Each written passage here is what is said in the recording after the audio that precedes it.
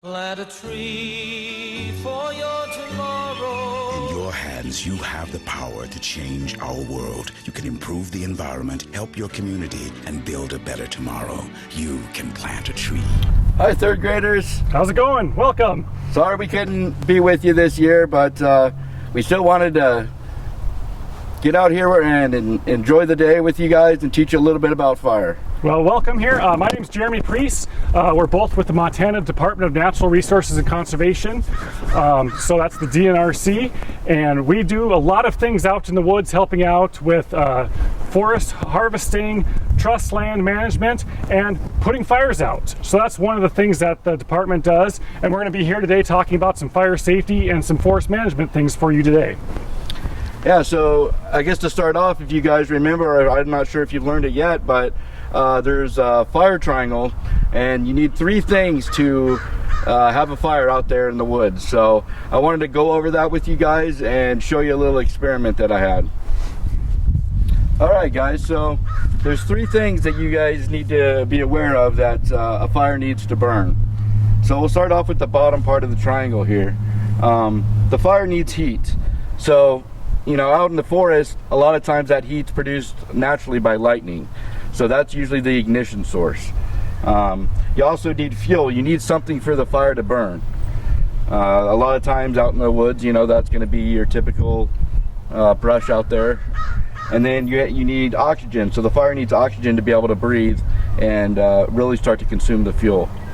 So with me today, I brought a candle just to kind of show you what I'm talking about. So as you can see, the fuel is the candle, is the wax. The lighter is the heat.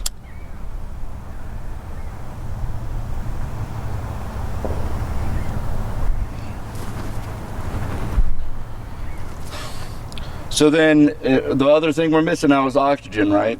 So as we cap the wick here, the fuel,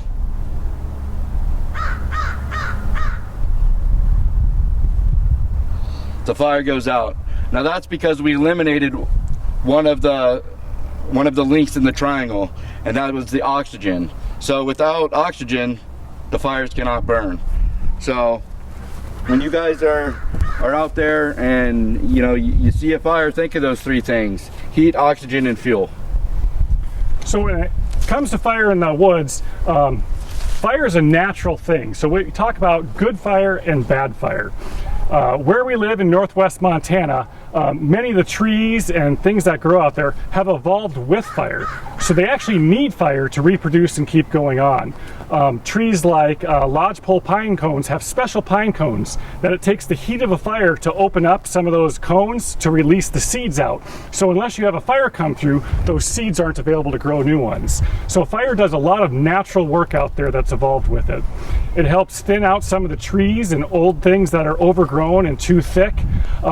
If you have a forest that has too many trees in it, they become very tight, and then they're all fighting for the same water, the same oxygen, and the same nutrients. So that means that they're overcrowded, and then they start to get sick because they're all fighting for those same number of resources. So by taking out some of those trees with fire burning through that area, that allows the trees that are left to have more available water, more available nutrients, and have more space to grow. So fire isn't always a bad thing, but the fires that we don't want are the ones that are caused by people, that are unplanned events. So those are the ones that we spend lots of time working on. As Ernie said, we do get fires started by lightning, but the vast majority of fires that we respond to are caused by people. I would say about only half, 50% or so of fires are lightning caused, and the rest are caused by people. If you were to guess what it would be, we hear a lot of people guess on campfires, and that does cause fires, so we'll talk about some campfire safety in a little bit as well. But people out debris burning, that's usually the number one cause. So if your parents are planning on burning a pile or things like that, make sure it's the appropriate season, and make sure you check the weather, because a little bit of wind can blow that fire away. Also, people think it's dead out or it's just smoldering and it's okay to leave, but they turn their back on it and then the wind picks up, and it just takes that one ember to get away before it starts burning really hot. So it's very important to always make sure you have enough people around a planned fire and enough resources, and then make sure it's completely dead out before you leave the area, and that's going to be cold to the touch. So make sure that the adults in the area are aware of those things and really checking the weather. That's really important. All right, well, we can go into a little bit of some campfire safety. You know, there's going to be a couple things that you guys need to make sure you're doing when you're out there camping this summer and having a good time. With campfires, you know, it's really important to make sure you have a fire ring, because we got to keep that fire contained to where, you know, it's not just getting out of control and running up the hill. So we want to make sure that we got a nice fire ring with rocks, no bigger than 3 feet. We want to always make sure that we got either a bucket of water or a hose or something there to make sure, you know, if the wind picks up or something and gets an ember into the grass, that we have something to take care of it. Also, like Jeremy's saying, you always want to make sure that you guys are, you know, around adults when you're dealing with fire, you know, making sure that you guys aren't playing with matches, nothing like that. And then, you know, if the fire does happen to get out of control, always call 911 as soon as you can to get us on the way to come help you guys. With that, I'll let Jeremy talk a little bit about some fireworks safety. So with the 4th of July coming up, fireworks are a very dangerous thing that we want people to make sure they enjoy their 4th of July, but something as simpler as a sparkler burns at about 1200 degrees, and it only takes something about 500 degrees to start the forest fuels on fire. So when you're dealing with fireworks, again, always make sure there's adults around to help supervise it in case there's something that's going on. Fireworks that go up in the air are the most concerning to us because you don't know where they're going to land, whether that's going to be in some dry grass or things like that. So when you're lighting off fireworks, always stay out of those forested areas. Get to a big open field with very little burnable material, whether that's dirt or gravel or things like that. And then you always want to make sure you have something to put out a fire if it were to start. So a bucket of water or a garden hose nearby is going to very much help you out. And like Ernie said earlier, if something does start, please call 911 right away so we can get help coming soon. All right, kids, we'd like to give you a tour of our fire truck.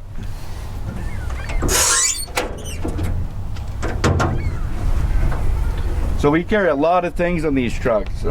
This side we carry all the hand tools that we need to suppress the fires. Then one of the main tools that we use is a big old heavy chainsaw. So this thing helps us take out all the fuels that we need to slow the fire down. And if you remember when we talked about the fire triangle, this helps us eliminate the fuel portion of the triangle. We also have quite a bit of different hand tools you probably haven't seen before. We got a Pulaski. You see here it's got a good cutting head for chopping stuff out of the way, and it's got a good digging head here to allow us to dig what we call fire line. So whenever we get a fire out in the woods, we need to create a fire line to stop it from spreading, and we use a lot of different tools to do that. So this is one of the main ones that we use. We also use a shovel. I know a lot of you guys have seen these before. This one looks a little different. It's a little pointier. That allows us to kind of dig and, you know, put stumps out that are on fire and help us dig our fire line.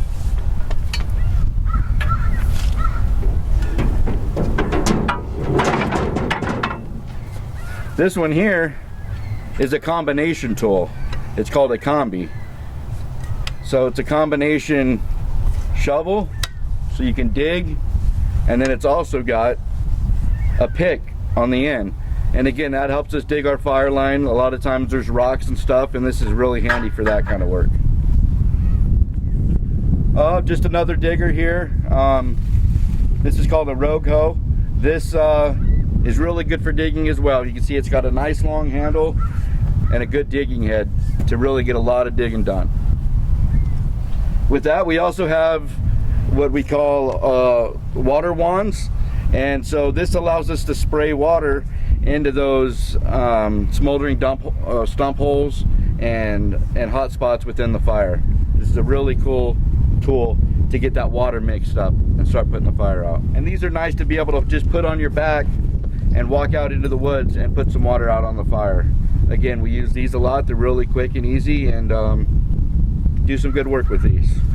And then we just have, you know, a couple other little things. We carry a lot of water. We drink a lot of water when we're out there on those hot fires, so a lot of good big canteens. Oh, and then these are our chaps. These these are, you know, safety pants for when you're running the chainsaw. So you got to have these on to be safe. And then just a little bit of odds and ends on this side. I think we'll go to the other side and show you guys some of the hose and the appliances. All right, guys, I wanted to show you the other side of the truck now. This side of the truck, we keep a lot of our hose and different appliances and nozzles and stuff like that that we need. On the top here, before I open the boxes, you know, we keep a ice chest. We keep a lot of cold drinks for the firefighters. We got what we call a domar, and this is just saw gas for the chainsaw. And then we have pump gas. So those are the things that we carry on the top of the trucks. So on this side, you can see we got a lot of hose, a lot of different sizes of hoses.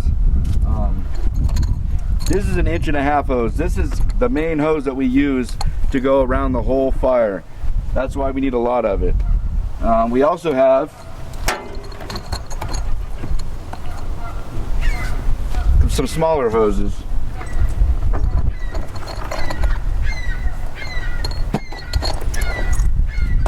So this is inch hose, so that's a little longer. This is the hose that we use to string into the fire to put out the burning stumps and things like that.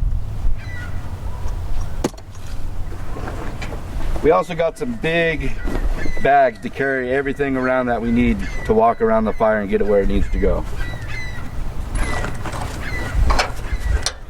We got a lot of little garden hose. So this is more the hose that you guys are probably used to see at your home.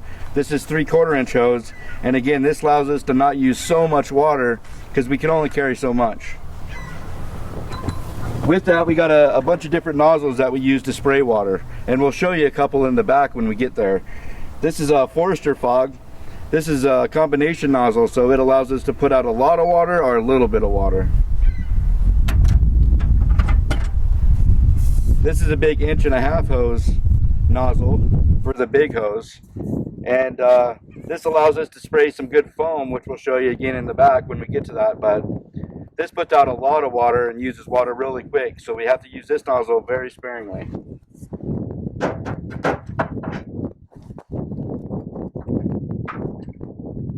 Some more 3/4 inch nozzles to go with the little hose.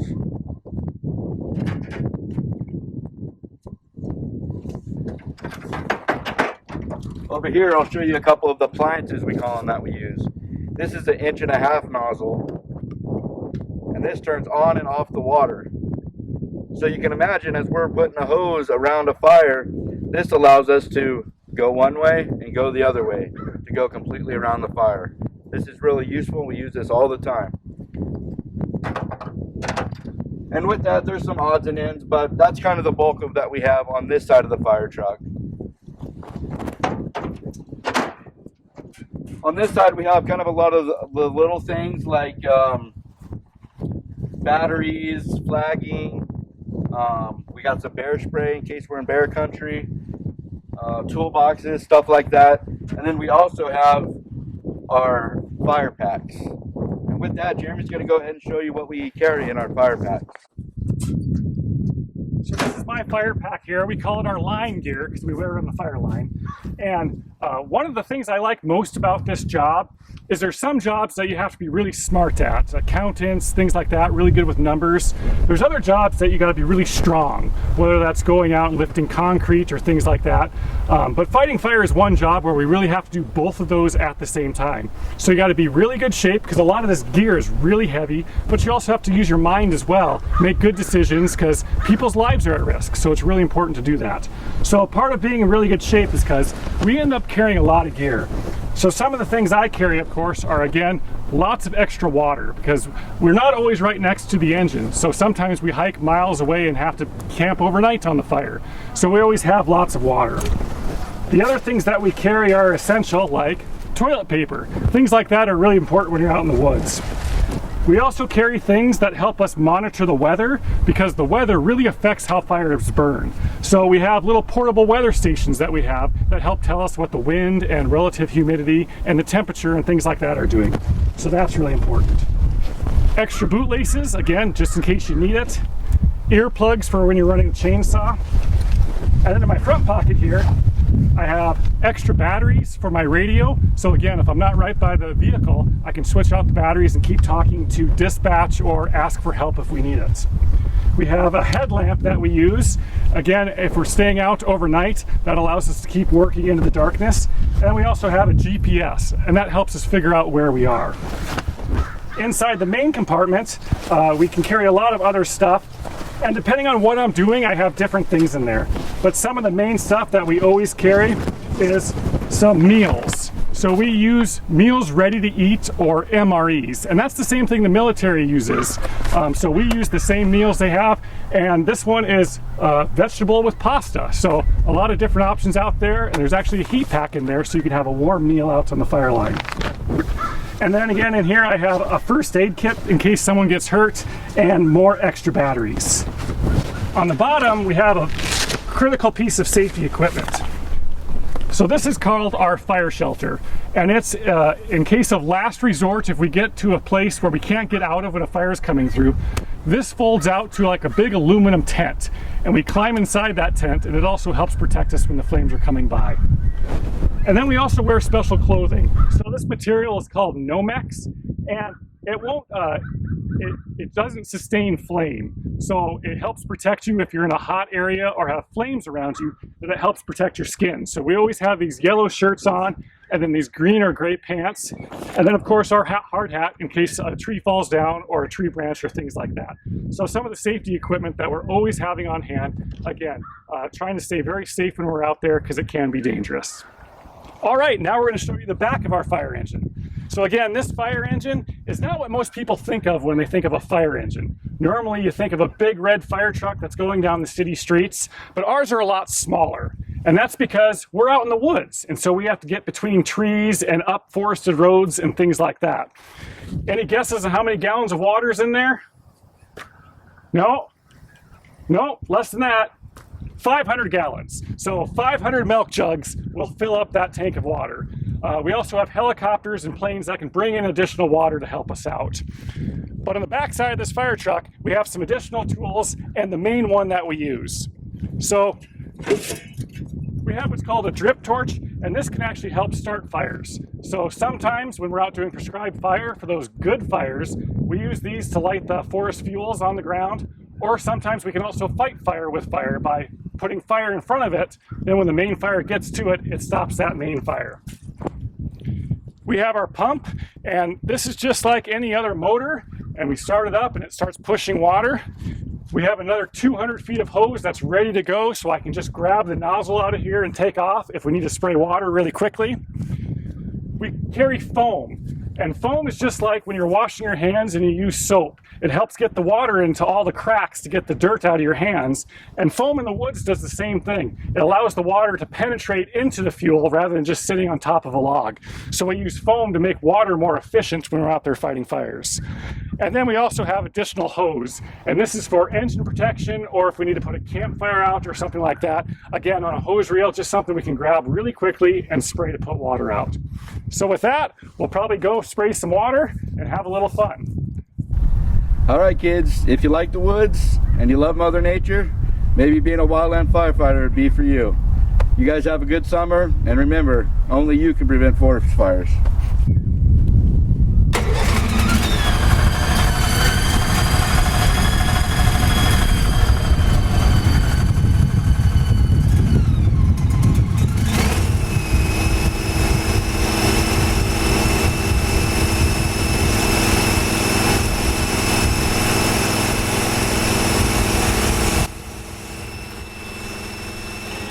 Plant a tree, trees for America. Plant a tree today for all the world to share.